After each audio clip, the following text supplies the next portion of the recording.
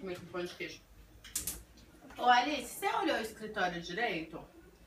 Se o coelhinho não deixou nada lá? Você olhou? Tem certeza? Eu acho. Eu acho que você não olhou tudo, não. Parece que ele passou por aqui. É o outro lado.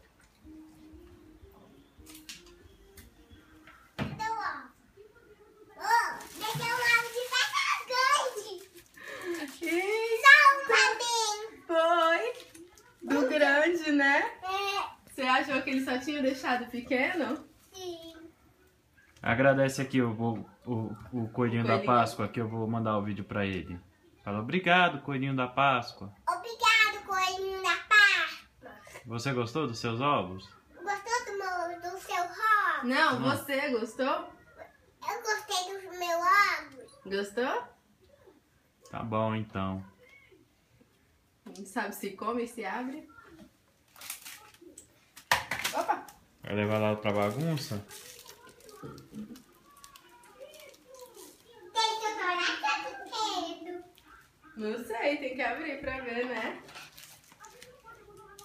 Pode comer.